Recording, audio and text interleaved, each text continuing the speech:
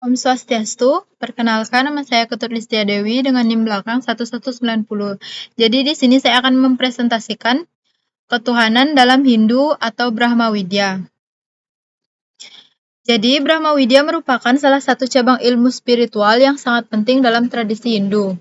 Secara harfiah, istilah ini berasal dari dua kata dalam bahasa Sanskerta yaitu Brahma yang berarti Tuhan atau realitas tertinggi dan Widya yang berarti ilmu atau pengetahuan. Dengan demikian, Brahma Widya dapat diartikan sebagai ilmu tentang Tuhan yang bertujuan untuk memberikan pemahaman mendalam mengenai hakikat ketuhanan serta hubungan manusia dengan Tuhan. Selanjutnya, definisi dan ruang lingkup Brahma Widya. Jadi, Brahma Widya merupakan ilmu yang membahas tentang hakikat Tuhan atau Brahman dalam teks suci Hindu seperti Weda, Upanishad, dan Brahma Sutra. Dalam pemikiran Hindu, Brahman adalah entitas yang abadi, tak terbinasakan, serta menjadi sumber dari segala sesuatu di alam semesta. Selanjutnya, ruang lingkup Brahma Widya mencakup berbagai aspek ketuhanan. Yang pertama itu ada Brahman sebagai entitas utama.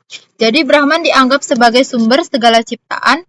Ia tidak memiliki awal maupun akhir, serta berada di luar batasan waktu dan ruang. Yang kedua, teologi dan hubungan manusia dengan Tuhan.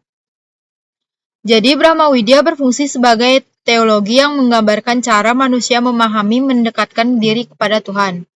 Dalam praktiknya, pemahaman ini diwujudkan berbagai bentuk ibadah dan meditasi.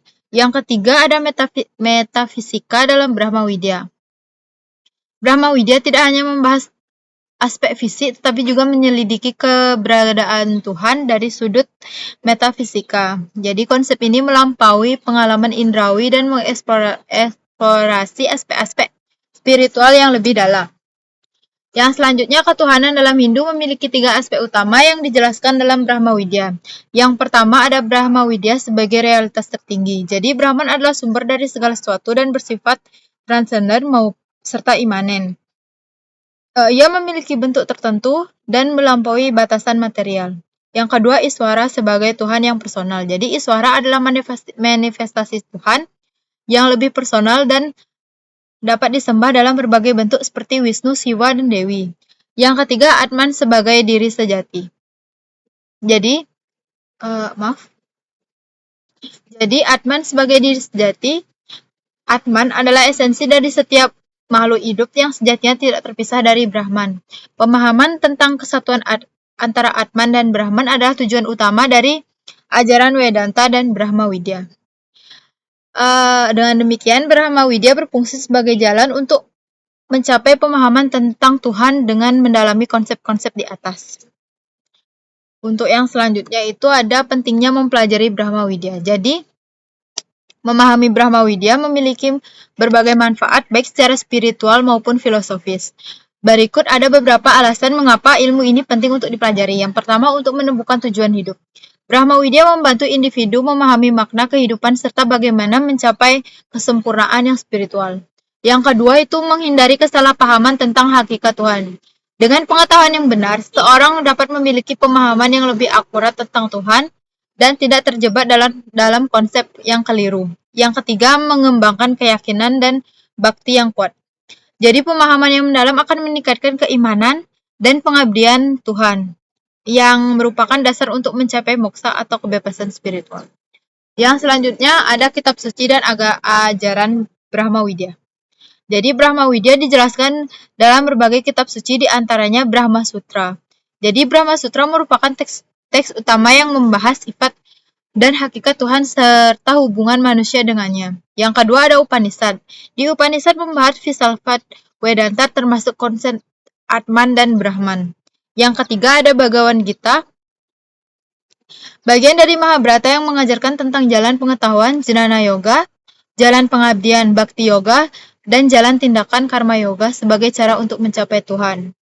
Yang terakhir ada Mahanirvana Tantra. Jadi di Mahanirvana Tantra menjelaskan sifat Tuhan yang Maha Esa dan cara penghayatan yang dilakukan oleh umat. Selanjutnya ada praktik penghayatan Brahma Widya. Yang pertama bisa dilakukan dengan sadhana atau latihan spiritual.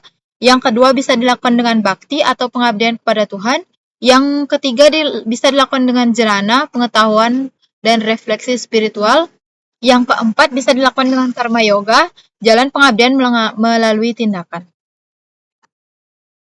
Jadi, adapun kesimpulan dari materi-materi yang sudah saya jelaskan, yaitu Brahma Widya adalah ilmu spiritual yang memberikan pemahaman mendalam tentang hakikat Tuhan, dalam tradisi Hindu. Konsep ketuhanan dalam Hindu mencakup aspek transenden atau Brahman, personal, Iswara, dan esensi individu atau Atman. Dengan mendalami kitab suci, menjalankan praktik spiritual, serta mengembangkan bakti dan pengetahuan, seorang dapat mencapai kesadaran lebih tinggi dan memahami hubungan dirinya dengan Tuhan. Melalui Brahma Widya, individu dapat menemukan makna sejati dalam hidup dan mencapai kebebasan spiritual atau moksa.